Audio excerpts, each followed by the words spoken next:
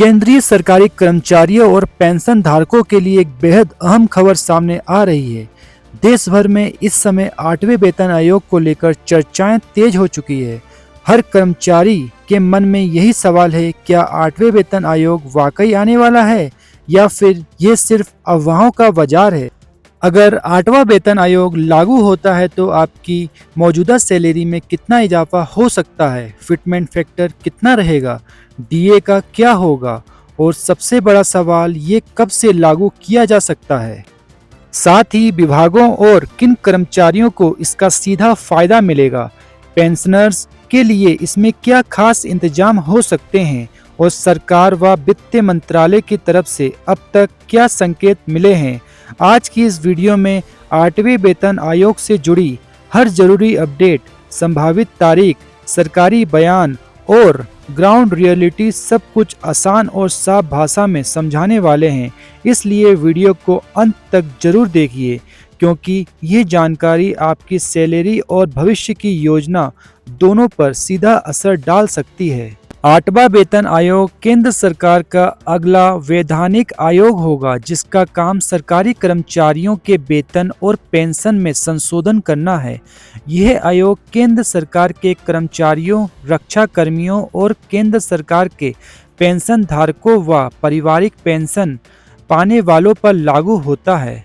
भारत में आमतौर पर हर 10 साल में वेतन आयोग इसलिए बनाया जाता है ताकि महंगाई के अनुसार वेतन को समायोजित किया जा सके, देश की आर्थिक प्रगति के साथ वेतन में संतुलन बना रहे और सरकारी कर्मचारियों की वास्तविक आय व मनोबल बेहतर हो। 7वां वेतन आयोग 1 जनवरी 2016 से लागू हुआ था। इसकी 10 साल की अवधि 31 दिसंबर 2025 को पूरी हो चुकी है। इसी वजह से 1 जनवरी 2026 को 8वें वेतन आयोग की लॉजिकल लागू होने की तारीख मानी जा रही है। भारत में वेतन आयोग प्रणाली आज़ादी के तुरंत बाद शुरू की गई थी ताकि सरकारी कर्मचारियों की सैलरी, भत्ते और पेंशन को महंगाई, आर्थिक विकास और जीवन यापन की लागत के अनुसार समय समय पर संशोधित किया जा सके। पहला वेतन आयोग 1946 में बना और 1947 में लागू हुआ जिसका उद्देश्य आज़ादी के बाद वेतन व्यवस्था को व्यवस्थित करना था। इसके बाद दूसरे वेतन आयोग ने 1957 से 60 के बीच न्याय संगत वेतन सिद्धांत पर जोर दिया। तीसरे वेतन आयोग 1970 से 73 की सबसे बड़ी उपलब्धि महंगाई भत्ता यानी डियरनेस अलाउंस की शुरुआत की जिससे कर्मचारियों को बढ़ती महंगाई से राहत मिली।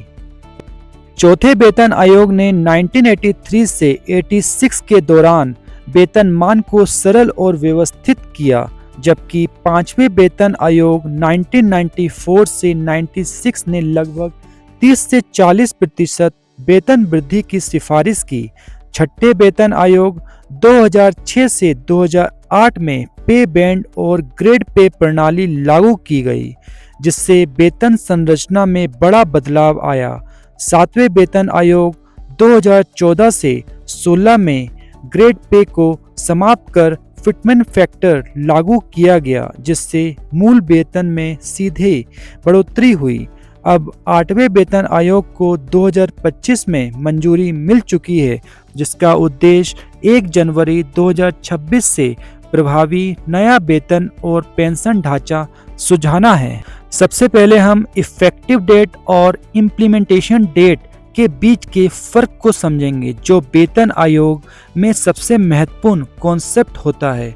इफेक्टिव डेट वे तारीख होती है जिससे नया वेतन आयोग कानूनी रूप से लागू माना जाता है। यहाँ इफेक्टिव डेट 1 जनवरी 2026 बताई गई है। इसका मतलब यह है कि वेतन और पेंशन की पूरी गणना इसी तारीख से मानी जाएगी, चाहे पैसा बाद में मिले। अगर किसी कर्मचारी या पेंशनर को बढ़ा हुआ वेतन, पेंशन देर से मिलती है तो इसका हिसाब 1 जनवरी 2026 से लगाया जाएगा। इम्प्लीमेंटेशन डेट वह वास्तविक तारीख होती है जब कर्मचारियों या पेंशनरों को बढ़ा हुआ वेतन या पेंशन मिलना शुरू होता है।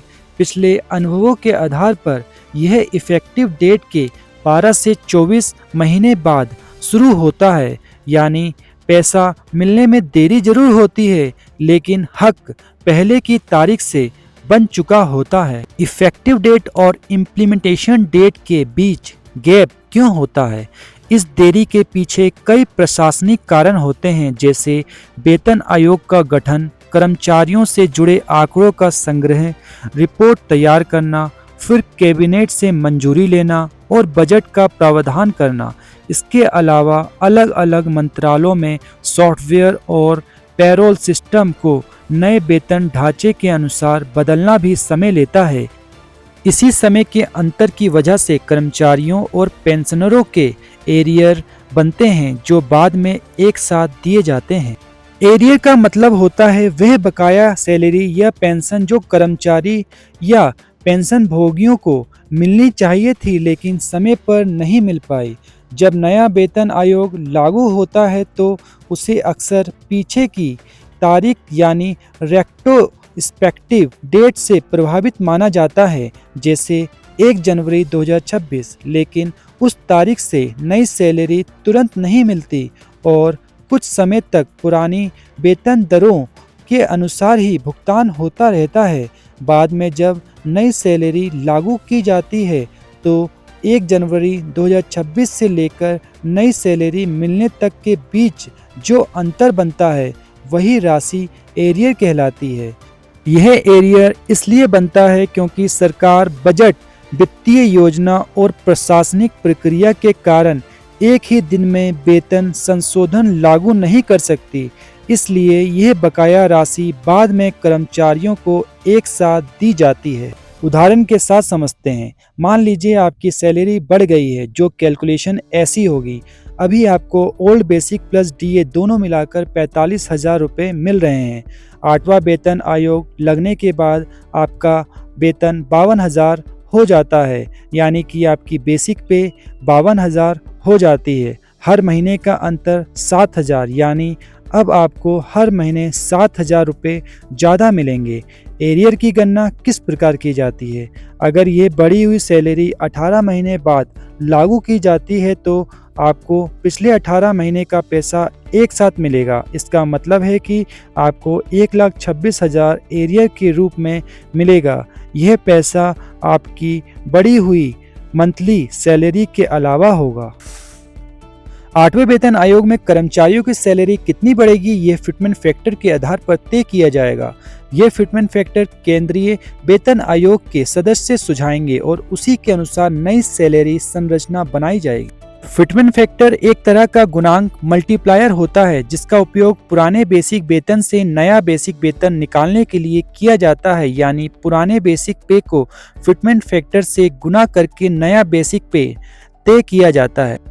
8वां वेतन आयोग फिटमेंट फैक्टर तय करते समय कई बातों को ध्यान में रखेगा। इनमें सबसे अहम है महंगाई। इसके अलावा देश की आर्थिक स्थिति और कर्मचारियों की जरूरतें जैसे अन्य कारकों पर भी विचार किया जाएगा। 7वें वेतन आयोग के तहत फिटमेंट फैक्टर 2.57 था। इसका मतलब यह है कि उस समय कर्मचारियों के पुराने बेसिक वेतन को 2.57 से गुना करके नया बेसिक वेतन निर्धारित किया गया था। 8वां वेतन आयोग के लागू होने के बाद सभी केंद्रीय कर्मचारी और पेंशन भोगियों के बेसिक वेतन में बढ़ोतरी होने की उम्मीद है, लेकिन यह बढ़ोतरी सभी के लिए समान नहीं होगी। वेतन वृद्धि कर्मचारियों के लेवल पर निर्भर करेगी, क्योंकि सरकार में कुल 18 लेवल होते हैं। लेवल 1 में एंट्री लेवल, ग्रुप डी कर्मचारी, लेवल 2 से 9 तक ग्रुप सी, लेवल 10 से 12 तक ग्रुप बी और लेवल 13 से 18 तक ग्रुप ए के कर्मचारी आते हैं। विशेषज्ञों के अनुसार यदि फिटमेंट फैक्टर 2.15 रखा जाता है, जो फिलहाल सबसे व्यवहारिक माना जा रहा है, जो सभी लेवल के कर्मचारियों का बेसिक वेतन उसी अनुपात में बढ़ेगा। हालांकि उच्च लेवल के कर्मचारियों को राशि के हिसाब से बढ़ोतरी अधिक दिखेगी।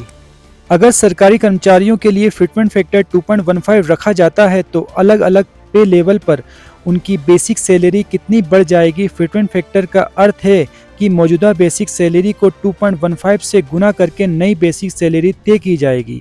लेवल एक में वर्तमान बेसिक सैलरी 18,000 है। फिटमेंट फैक्टर 2.15 लगाने के बाद ये बढ़कर 38,700 हो जाती है, यानी हर महीने 20,700 की सीधी बढ़ोतरी सिर्फ बेसिक सैलरी में होती है। लेवल 5 के कर्मचारियों की मौजूदा बेसिक सैलरी 29,200 है, नई सैलरी 62,780 हो जाएगी।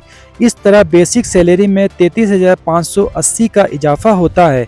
लेवल 10 पर वर्तमान बेसिक सैलरी 56,100 है।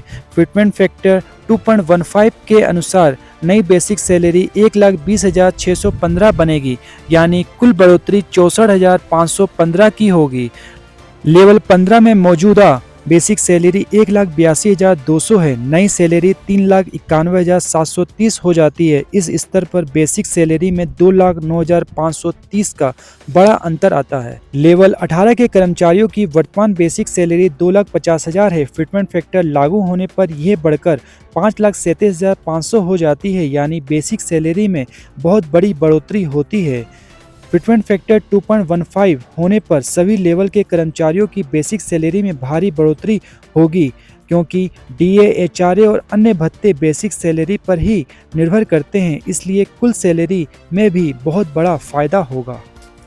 एरियर यानी बकाया वेतन पूरी तरह टैक्सेबल होता है और इस पर उसी साल टैक्स लगता है जिस साल यह पैसा प्राप्त होता है, न कि उस साल में जिससे यह संबंधित है।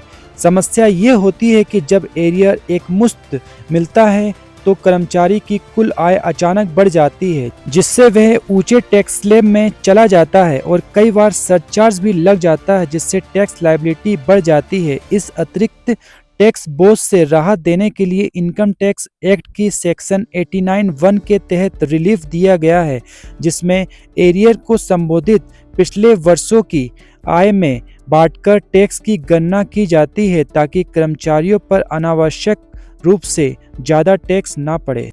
सरकार के वेतन और पेंशन से जुड़े फैसलों का भारत सरकार की वित्तीय स्थिति पर गहरा प्रभाव डालता है। वेतन और पेंशन में वृद्धि होने से सरकार का खर्च स्थायी रूप से बढ़ जाता है, क्योंकि ये भुगतान हर वर्ष करना होता है। इसके अलावा जब वेतन वृद्धि को पिछले तारीख से लागू किया जाता है तो उसके कारण बने एरियर सरकार पर एक मुश्त बड़ा वित्तीय बोझ डालते हैं, जिसे एक साथ चुकाना पड़ता है। इस स्थिति में सरकार के सामने नीति निर्माण की चुनौती खड़ी हो जाती है, क्योंकि उसे एक तरफ राजकोषीय घाटे के लक्ष्य को बनाए रखना होता है और दूसरी तरफ कल्याणकारी योजना तथा पूंजीगत व्यय जैसे सड़क, रेलवे, बुनियादी ढांचे के लिए भी पर्याप्त धन आवंटित करना पड़ता है। इन्हीं वित्तीय दबावों के कारण सरकार अक्सर वेतन या पेंशन से संबंधित सिफारिशों को स्वीकार करने के बावजूद उनको लागू करने में देरी करती है।